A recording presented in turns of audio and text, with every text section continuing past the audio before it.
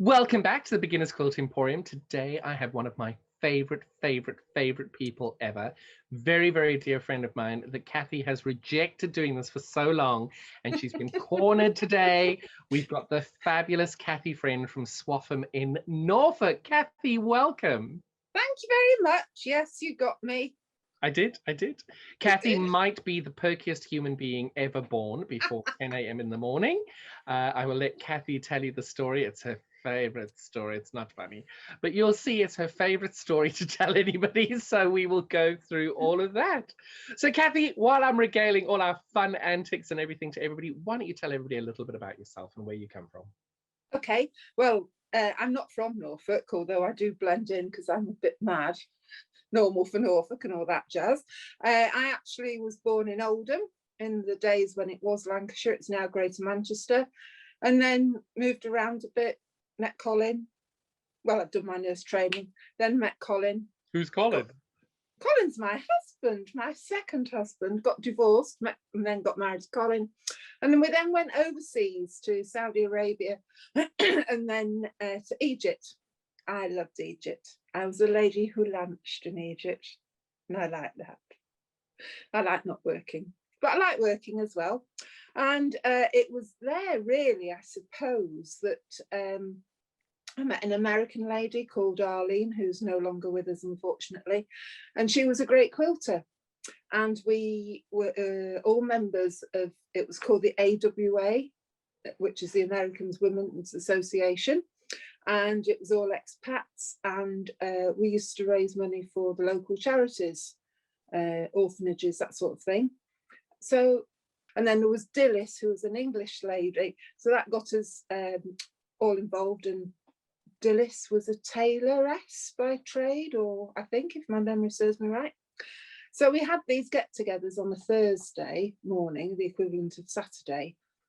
And I just loved it. I've always loved sewing and handicrafts and things. So now I suppose she taught me how to do turn de plique. And I still have that cushion somewhere in a safe place. But at first I thought, oh, there's a heck of a lot of ironing, all this preparation of your fabric, cutting it, and quite a lot of faffing about, really. But I did enjoy it, and I got converted because I've always done handcrafts, embroidery, tapestry, that sort of thing. I love you to bits. That's exactly Cathy right there. Tell us a little bit about yourself. We've got a life history, and I love it because that is just exactly what we need. I'm a nurse by profession, and I work in a surgery. You see, she's not finished, girls. Carry on. Oh, sorry, I thought that's I love it. It's exactly what I love about you. Off you go. Don't need me, you just carry on. I work in a Cambridge surgery 1 or 2 days a week, and plus extra at the minute doing COVID vaccinations. Thank you for your service. You're very welcome. I'll be glad when it's all finished. So will we. But that's a very interesting point that you make, because obviously being a nurse, doing all of that, how are you coping? Oh yeah, 98 extra hours last month. It's just eating into your crafting time. I know it is. But it's providing cash for my habit. What habit might that be? Fabric purchasing, maybe. I have quite a good dealer. Oh, that's you. I don't know what you're talking about. I've never seen you before in my life. Now, you've got some gorgeous quilts behind you. Yes. Do you want to start off by talking us through some of the pieces there? This is a bag for all your sewing bits. Oh, it's cheating. I thought you'd actually hexagoned those on. No. Do I look so silly? But it's a zip bag by the score. So you've got loads of different pockets to take on retreats and the such like. Very nice. For when that time comes. Not long to go now. No, goody.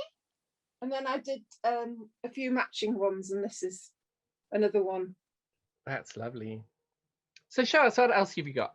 Well, this one here that's my first ever quilt that I did. Yeah, so big lap quilt. And then that fabric I have made bunting, but it's not up yet, and other bits and bobs for my sewing room. And also we did a foundation piece with you, if you recall. And that is a hanger, a wall hanging, a wall hanging. And then I've also got, which I think is a bit unusual, you don't see so many of these. Everyone will now saying, oh, I've done one of them. A tweed lap quilt, which is quite good for men in your life.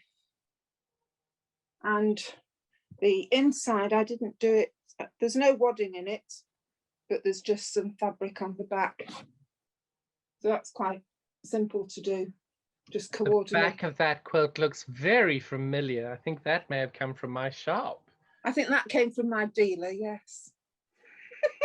That's the Juicy Juice Quantum range, if I'm not mistaken. Yes, an Alison Glass one, isn't it? Then what else have I got here? Oh, you will recognise this as well. I've had to take all the cat hair off this. This is Helen Howe's pattern. And the fun thing with that is that you don't have a pattern. You just cut with the rotary cutter. Freehand, and that's a bit daunting, really. And then as a UFO that we're supposed to be doing, I've just made a whole load of cushions with the scraps for his lordship. That was the odd block. So I've now no fabric left in that. And that's emptied a box in my cupboard. Cathy, they're incredible. That's amazing. So what are you working on at the minute? Well, I'm collecting quite a bit of tulip pink, which some of our mutual friends have got me into, because I did a Tula Nova, but oops, everything's collapsing now, with Lids Elliott's phosphorus range, sorry. And once I'd finished it, I was a bit disappointed that I'd not done it in Tula pink fabric. So I'm going to maybe do another Tula Nova, but definitely the Sunrise, which is all the Monkey Wrench range, which I have. Unfortunately, I have a spy out there in the great yonder, and often on Facebook you can purchase fabric from different places, and I'll get a message saying you don't need any more fabric. So I have to watch where I purchased said fabric from, but I don't think he knows this group yet. I don't know what you're talking about. Yes, you do. I'm going to give a shout out to UK Quilters United D-Stash group. Really good deals on there. Have a check out. And when you're on there, if you see Cathy shopping, make sure you comment underneath Cathy's post saying, really, really? Mean. Spread our spies, Cathy. Yes. So I also bought a cat panel quilt from you, cat panel. So if you look very closely, you can see that it's all little pinwheels. So I'm going to do bright multicolored pinwheels around the side. And I've cut and started. How long that will finish. You see, that's not a UFO because that never went in the cupboard. I thought I'd save a step. And don't ask how many UFOs have you got, Cathy? Well, you see, unfortunately now I have to. So Cathy, how many UFOs have you got? I'm looking at the cupboard now. And I think you need to stop calling your house a cupboard. Too many to count. We know that's not true. Come on, oh, how many? 30 plus, I would think. Yeah? 30. Yeah, I I bet. can think of 20 off the top of my head. Well, I've got quite a few. I'm now looking on top of said cupboard where I've got a bag full of quilts that need quilting. But that's a different story. So tell me, what else have you got behind you there? I can see you've got that gorgeous stack and whack that you did. Oh, this is huge. I So never this one we're expect. going to have, we've got this gorgeous photo of this quilt on here now, and you can see that that is what Cathy did. This Yeah. stack and whack technique, Cathy and I learned from a dear friend of ours, Angie Taylor. Can you just show us a little bit of that close up with the detailing? Because Well, I particularly like the small stacks, and I just raw edge applique those in the borders. So nothing, the thing about stack and whack is absolutely nothing goes to waste, dependent how big you make your little ones. well, you say that, and you've got a colossal one just next to that. Well, yes, because I had quite a lot of fabric. What's your favorite type of quilting to do? Well, quilting or quilt making? I think for quilt making, that might not have been the question, but that's the one I'm answering. I actually enjoy embroidery as well. So I've got quite a few that have got a little bit of patchwork and then a little bit of embroidery. So it's all intermixed. And because that's the best of both worlds for me, hand sewing and the machine piecing. It is, it's beautiful, and your work is extraordinary. I know you've done some incredible embroidered bowls. I think they're incredible. And some of that's all behind me. I don't know Because, what you can Cathy, see. you don't actually make quilts, you only make wall hangings, don't you? Yes.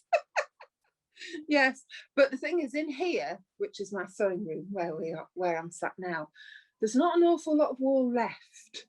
So I'm going to have to take over somewhere else, I think. The dining room's looking a bit empty, and but the disadvantage is that Colin has now started quilting. So we're going to have a bit of a competition as to whose quilts go where.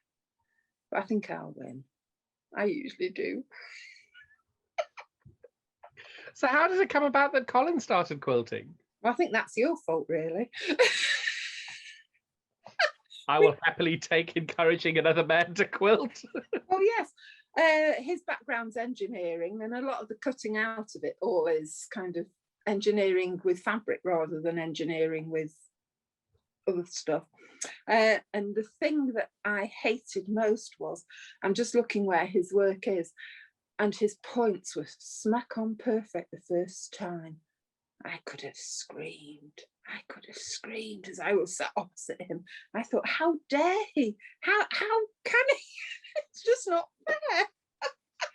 Cathy, does that mean you're just not trying hard enough? Maybe, yeah. Well, there's someone I know who says better finish than perfect. Quite right. Yeah, some of my stuff is better finish than perfect. It's finished. That's all Yes. we'll say. It's finished. Yes, yes, yeah. Now, you are very active in our groups that are online. You're all of our wonderful retreats that we do. You come to all the classes. Do you do this anywhere else? Are you involved with any other groups? Yes, in our village hall where I live, we have, or we used to have, every Thursday morning we had a group, and there'd be on average 12 people would attend, but there are about 20 people on the books.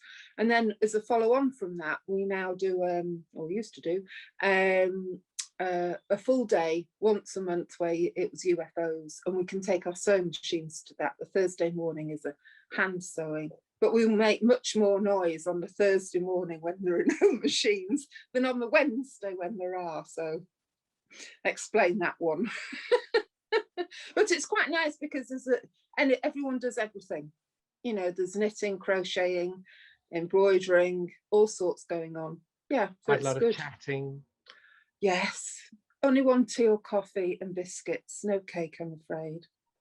And then I've also joined in Swaffham itself, there's a group called I See Any Stitches, and they've been meeting on Zoom, but unfortunately, because I've been working, I've missed the last couple of meetings. So I've not really got into them yet. Time will tell. And then I used to be in the guild, but okay. I left partly because, or mainly because, really, there was nothing much going on in the Swaffham area. They tend to have their meetings a good hour away from here, and yeah, I decided not to carry on with my membership. I think because it wasn't value for money. I think the guild has changed a lot recently because of Zoom. Everybody's had to adapt. Yes. So that may change going forward. I don't know. Yeah, yeah. But Zoom meetings work, as we know, don't they? Well, we have a very successful group every Thursday night. We You do. seem to like Thursdays for your crafting. I hadn't realised that, going all the way back to your Egypt days. Yes. Yeah. Yes. I hadn't thought that either. That's a bit spooky. Now, I know for a fact that you have something behind you called Sabrina. Tell us a little bit about that. Oh, Sabrina, my dear Sabrina. We've not had much of a relationship yet. She's been sat here for a couple of years, and but I have done a couple of quilts.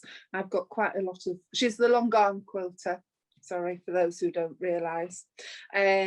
Sabrina is a simply 16, hence why she's called Sabrina. And I've got that stack, that pile up there that I need to get doing, and I want to do some pantographs, and I've got quite a few ready. It's just a case of working out how to put things on, because each time I do it slightly differently. So I need to have my capable assistant, i.e. Colin, telling me where I'm going wrong to put me on the straight and narrow. So yes, that's a plan for probably the winter now, because the garden is starting to cool, because the weather's getting a bit better, isn't it? It is. We've got the sun out. Still very cold, yeah, but the sun's out. Oh no, it was lovely this afternoon. I did a quick hour. Lovely in Norfolk. Yes, it is. It is. Very peaceful. You and I spend quite a bit of time going on residential retreats, or we used to back in the day. Yeah. Tell people a little bit about that. Oh, it's brilliant. It's brilliant. I mean, really, you could sleep in a hammock, because people say, oh, you want a nice bedroom. You're not in it long enough. It doesn't matter. We get there. When we first started them, we'd get there mid-afternoon. Now we get there for lunch, and it's getting earlier and earlier, isn't it? So we start sewing 3-ish. Sometimes there's a class, sometimes there isn't. And everyone could be doing different things depending on what they want to do, really. And we sew and chat, and then some evenings we have a quiz. Magnus Magnusson, John is not. Loads of fun over the quiz. We get fed and watered, go to bed, gone midnight, getting up at 8 a.m, breakfasting, and then not going back. Some of you getting up at 8 a.m. for breakfast. Oh yes, yes. We usually have a sweepstake, but no money exchanges hands on what time John is going to turn up. Well, normally because John's been there since until 3 in the morning. Yes, and I suppose that's a good place to tell the story about the Festival of Quilts expedition. Well, I apologise in advance. It's not that funny. Well, it is in a way. Well, I think that, like all these stories, I think if you were there, and Emma was there, Emma Gaskin, and the evening before, John had said, we'll have breakfast at that particular table because the TV and the coffee machine are just right. And this hotel is full of people going to the Festival of Quilts, so we've got to be down for 7 Which it was. Yes, that was correct. Yes. So we've got to be down for 7 o'clock, because it's going to be so packed. So we got down, Emma and I. The coffee machine was broken, but we still sat at the table that John had specified. 7 o'clock came. Where's John? Phone him up. Oh, I'm just in the shower. I won't be a minute. I think it was 7:10 you turned up. There was one other lady in the restaurant. So John was getting really cheesed off because as I used to go up to get, because it was buffet style, and going up to get stuff, I'd say going between the chairs, oh, I'm so sorry, I'll breathe in. Not because there were all these people in his little head sat having breakfast. Well, I think it's funny. I told you it's not that funny, but Cathy thinks it's hilarious, but it's not that funny. That's what I say. I think for some of it, you have to be there. And John was getting more and more annoyed as Emma and I were laughing, I think. Because I'm always such a morning person at the best of times. And Cathy is about 10,000 megawatts of sunshine going before 11 o'clock. It's just, it's not a good mix. Is it too much for you, dear? Too much? Quite a lot of the time, yes. I love you anyway. Thanks. So what have you got planned next? What are you doing next? You got your cat with your pinwheels. Then I am cataloguing my Tula pink fabric. I just can see a big pile there, because when you get it from different places, it's so easy to get some that you've already got. So yes, it's quite interesting to see what different ranges. And I think the oldest I've got is going back to 2014. Which range was that? Bumblebee. Oh, even I haven't got any of that. Yeah, it's en route. I've not actually got it yet. It's en route from my new dealer. Oh. Yeah, so that's quite fun actually, researching what the patterns actually are, but what the range is and the year. I've quite enjoyed doing that actually. But what I love about Tula's fabric is, especially with if you're doing the Tula Nova or anything like that, you'll find every one of her ranges fits every one of her EPP designs, because she uses the same, her designs are obviously different, but she'll use the same templates to be able to create these beautiful, beautiful images in, which you can use on each, fabric from 2014 or from the new collection now. And the color ranges are all the same, aren't they? Very similar. The color palette. Yeah. No, she's very yes. So that's who is your favorite fabric designer, or is it Tula Pink at the minute? Well, I think it might be Tula Pink, but then I do quite like I was collecting Cathy Friend, but I've fallen out with it now. Anything that's bright, I think. I've got quite a bit of. Why have you fallen out with Cathy Friend? Because I prefer Tula Pink. You have to fall out with Cathy Friend because you like Tula. You can like them both.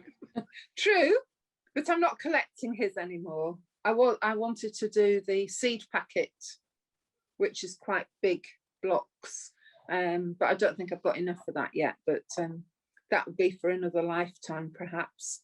And then Alison Glass and Libs Elliott, they're the main ones. Can't imagine where you get them from. No, not can I. So tell me what your message is for new quilters. Oh, just enjoy it. It can take over your house if you're not careful, but then I think any craft can that you really enjoy. It's helpful if your partner appreciates what you're doing, so that they don't object to you spending all your spare pennies. Enjoy, and even when you make mistakes, you still learn. Everybody's learning, and there are so many different techniques within quilting itself. I mean, when you think of applique, there are at least 3 different sorts of applique that I can think of now without thinking. So every day is a school day, and however long people have been quilting for, there's always something they don't know themselves, so nobody knows it all.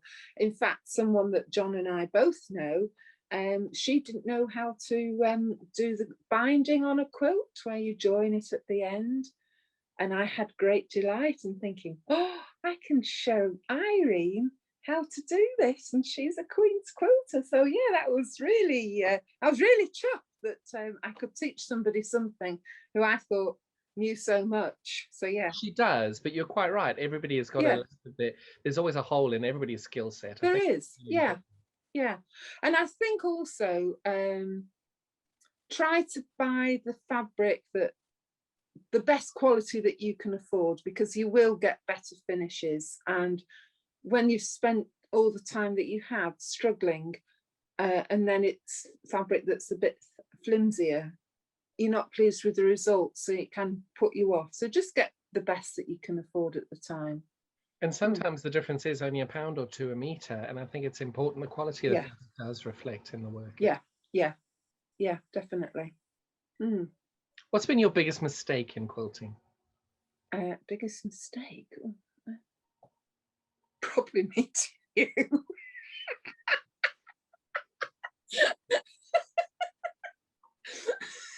In some ways. Probably meeting me. No, don't take that off. No, That's rubbish. no, I'm not. I'm leaving that in. That's coming out. I'm going to move all over. So you've got to take it out.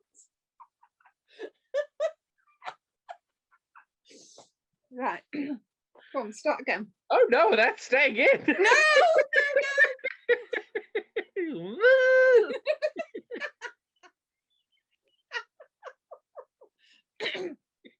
Right, ask the question again, please. No, it's staying in. You've answered it.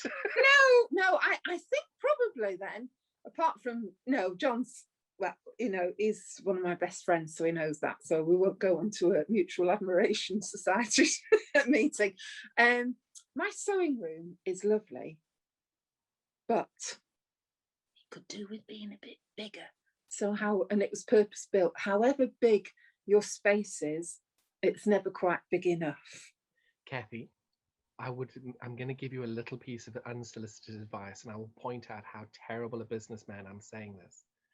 Stop buying fabric, and then you won't need a bigger sewing room. Well, that's why I'm trying to do UFOs. I did a bit of a tidy up a couple of weeks ago, and all the patterns and kits I've got, frightening.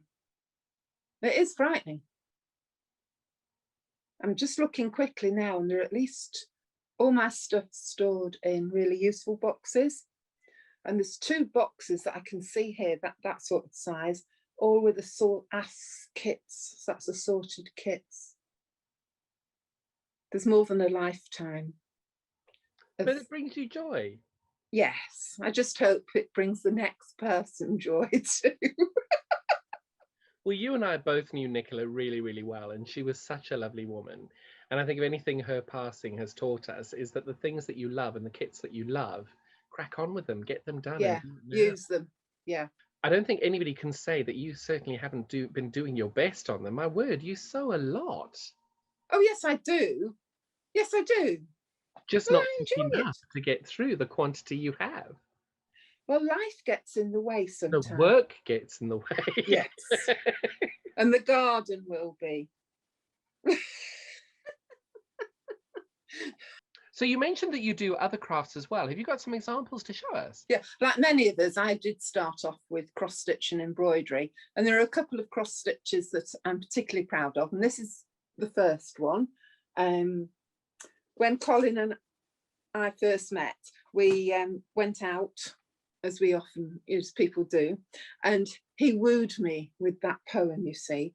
So I then did a cross stitch design for him. So that's a world exclusive. And then when my mum was 80, what do you give someone who's 80? They've got everything, haven't they? So I designed this cross stitch, and oops, that was all the places that she had, and that was all the places that she had travelled in the world. So researching the flags for that was quite a challenge, and her birthday was the 1st of March, and I started to do that in August the year before. Yeah, that was it. I enjoyed doing that. Again, it's the research behind it, which again, it is really for quilting, isn't it? You know, you're picking your fabric, give the nicest finish. So yeah, the research is good. And your beautiful bowls, I'm going to get you to show one of those as well. Yes, this is quite a nice one. Well, I think so. It's a bit cornflower, resembles a cornflower. And this was done initially by transfer paint onto, from paper onto fabric. And it started off its life